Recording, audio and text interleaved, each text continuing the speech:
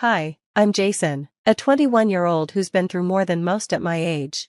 Growing up, I always felt like I was in the way. After my parents divorced when I was 10, my life became a ping-pong game. Mom had her new boyfriend, and Dad was quickly remarried. Neither of them seemed to remember they had a son who needed a place to call home. I just needed to figure things out.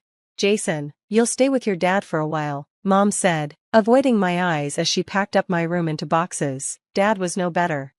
Your mom should be taking care of this, not me, he muttered when I arrived with my bags. The back and forth continued, each day growing shorter and their patience thinner.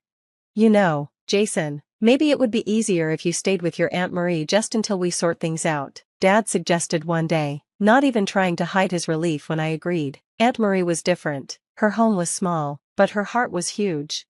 You're welcome here as long as you need, Jason, she said, the first time someone made me feel wanted in years.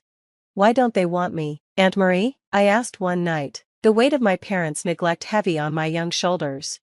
It's not about you, Jason, it's their loss, not yours, she replied, her words a balm to my aching heart. Living with Aunt Marie wasn't just about having a roof over my head, it was about building a life. Every school morning started with her famous pancakes and ended with her at the kitchen table, helping me with homework. She was more than a guardian, she was my biggest fan and toughest critic all rolled into one. You're smarter than you think, Jason, apply yourself, and you'll go far, she'd say, pushing me to dig deeper in my studies. Under her guidance, I started excelling in school. It wasn't just about making good grades, it was about proving to myself that I could be someone who wasn't defined by my parents' abandonment.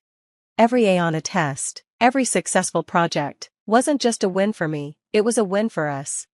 As I grew older, interactions with my parents became increasingly rare and emotionally distant. Phone calls on birthdays or a card during the holidays were the extent of their efforts, each one feeling more like an obligation they couldn't wait to fulfill. Hey sport, how's school? Dad would ask with an almost scripted detachment.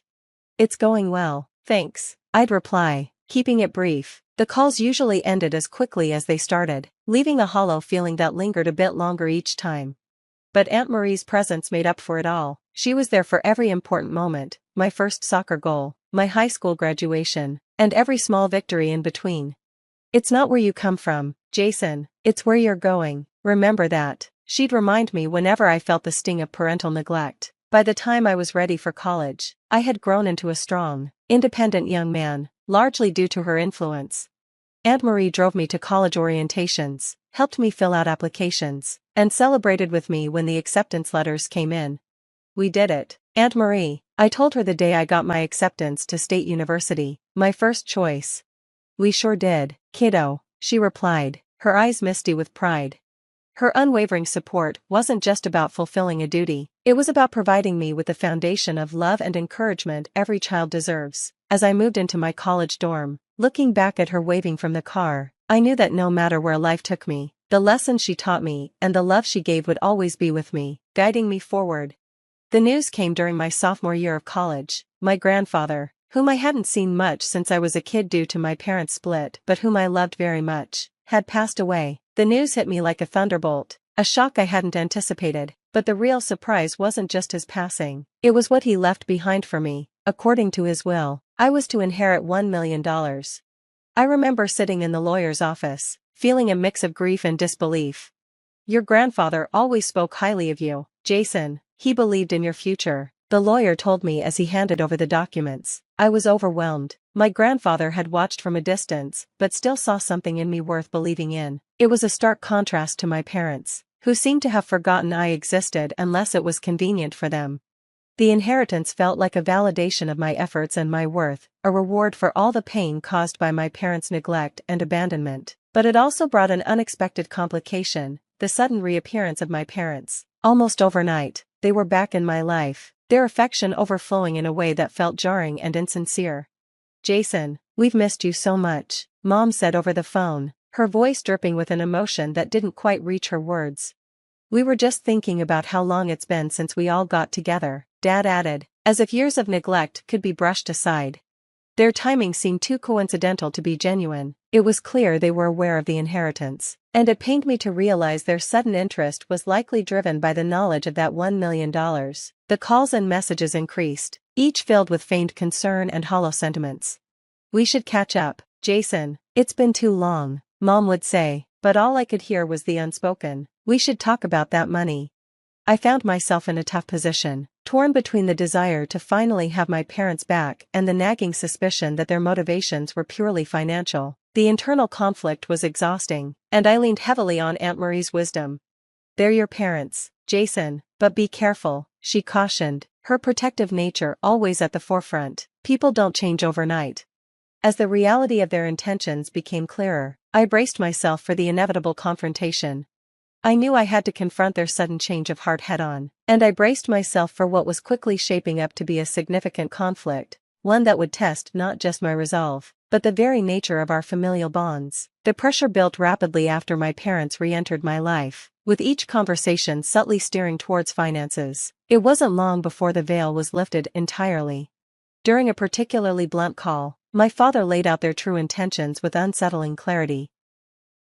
Jason, I've got some debts that have piled up, and your siblings need support for their education. You have the means to help, Dad said, his voice a mix of faint casualness and desperation. The word family suddenly became a tool wielded with precision to guilt me into opening my wallet. My initial shock at the directness of his request quickly turned to frustration.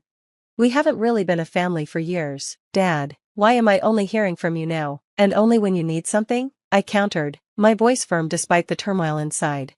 It's not like that, Jason. We've always cared about you, Mom chimed in, her tone soothing but lacking sincerity. The conversation escalated into a confrontation as I challenged their sudden affection. You can't just walk back into my life and expect me to solve your problems. Where were you when I needed you? I demanded. We made mistakes, Jason. We're trying to make things right, Dad replied, his voice strained, but their apologies felt empty and their reasons self-serving. The more we talked, the clearer their motives became, and my resolve only strengthened. I remembered all those years with Aunt Marie, the stability and love she provided without expecting anything in return. That was what family was supposed to be. No, I can't help you, I finally stated, each word solidifying my decision. I have my own life to build and responsibilities that don't include fixing your mistakes. The silence that followed was telling. The disappointment was palpable. But with the pain of the confrontation came a deep sense of relief. I had stood up for myself, establishing boundaries that were long overdue. As I sat back, the weight of the conversation pressing down on me, I recognized it as a pivotal moment, one that redefined the dynamics of our relationship. I was no longer the child left behind. I was an adult taking control of my life and my choices. The confrontation, though painful, was necessary. It marked a significant turning point in my journey, reinforcing my independence and my commitment to live a life defined not by the past, but by the values and people who truly mattered. With the decision to stand firm made, I knew I needed to ensure my future and my inheritance were protected. I met with a lawyer to explain the situation and my intentions to invest wisely and secure both my and Aunt Marie's futures. The lawyer advised me on setting up trusts and investment accounts that would safeguard the money and allow it to grow responsibly. Let's make sure your financial future is as secure as possible, Jason. You've got a good head on your shoulders, the lawyer remarked, approving of my plans to prioritize education and long-term investments. With legal protections in place, I felt a profound sense of relief. For the first time in a long time, I was making decisions entirely on my own, free from manipulation or guilt. Returning home to Aunt Marie, who had been my rock throughout this entire ordeal, I sat at our old kitchen table, the same one where we'd shared countless meals and conversations. I told her everything. Aunt Marie, I've taken care of the inheritance. There's something else. I've set up a fund for us, for the home improvements you've always talked about and maybe even a trip to Europe, like you've always wanted, I said, watching her reaction closely. Tears welled up in her eyes as she reached across the table and squeezed my hand. Jason, you didn't have to do that. I didn't take care of you for any of this. I know, Aunt Marie, I replied, my voice thick with emotion, but you gave me a family when I had none. You deserve everything and more. You are the most deserving person of this money. You're the one who took care of me, taught me love, and gave me attention. You are my true mother. The realization of what family truly meant had never been clearer. Family wasn't just about blood relations. It was about who stood by you during your lowest moments, who supported you without conditions, and who loved you unconditionally. Aunt Marie was my family in every way that mattered. Reflecting on the entire journey, I understood that the love and support she provided were the true essence of family. I came to realize that the challenges I faced with my parents were not merely obstacles, but valuable lessons that had fortified my resolve and deepened my understanding of loyalty and love. As I looked to the future, I felt more confident and secure in who I was and in my ability to navigate whatever life might present.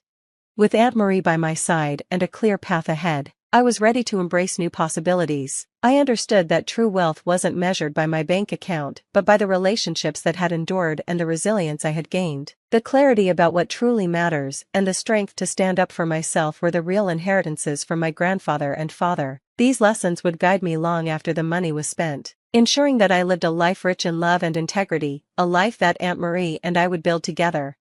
That concludes our story. Now, here's a question for you. Is it ever justifiable to cut off family members financially if they only show interest when they want something? Share your thoughts and experiences in the comments below. If you found this story impactful, please hit the like button and subscribe to the channel for more thought-provoking content. Your support helps us bring these stories to light. Let's continue the conversation and explore these complex family dynamics together.